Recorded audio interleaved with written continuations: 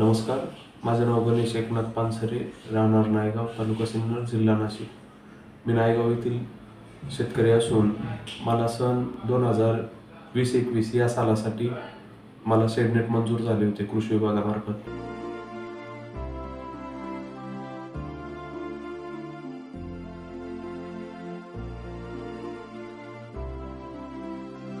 या शेडनेटच्या माध्यमातून मला साधारणतः 14 लाखापर्यंत अनुदान भेटलं शासनाचं 50% सबसिडीवर. त्यात मी गेल्या 4 वर्षापासून शिमला मिरची आणि चायना काकडीचं उत्पादन घेतोय.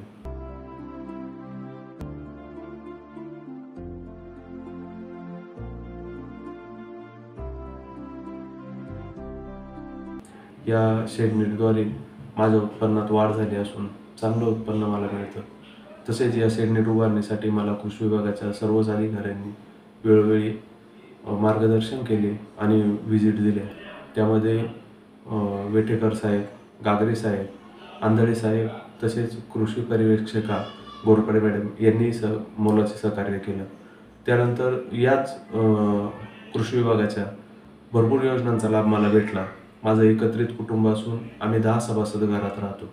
त्यात मला 2 महिलांच्या नावाने 2 ट्रॅक्टर पण मंजूर झाले. एक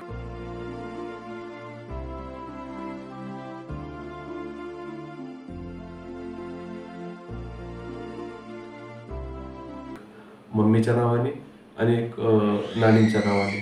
त्यामध्ये सरस्वती एकनाथ पानसरे आणि संगीता भानुदास पानसरे. तसेच महाडीबीटीद्वारे सतत त्यात आपण फॉर्म भरल्याने मला ड्रीपसाठी चांगलं अनुदान भेटलं.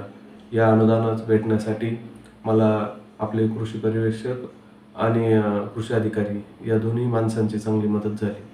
त्यानंतर या दोन्ही योजनांचा लाभ घेताना शासनाचं महाडीबीटी पोर्टल आणि ऑनलाईन प्रक्रिया या सगळ्याच गोष्टी खूप सुंदर आहे.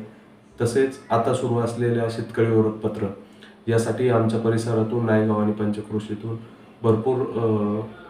साधारणतः भरपूर लोकांनी 70 ते 80% लोकांनी रजिस्ट्रेशन केलं आहे आणि त्यासाठी आमचाही प्रयत्न चालू आहे. एक तरुण शेतकरी म्हणून मी 2021 साली शासनाच्या शेतीनिष्ठ शेतकरी या पुरस्कारासाठी मी ॲप्लाय केलं होतं. त्या ॲप्लायमध्ये मला सर्वच तालुका कृषी अधिकारी आणि पूर्ण टीमने चांगलं सहकार्य केलं होतं. मला आशा आहे की यानंतरही त्यासाठी पुन्हा माझं सिलेक्शन व्हावं हीच अपेक्षा करतो आणि थांबतो. धन्यवाद.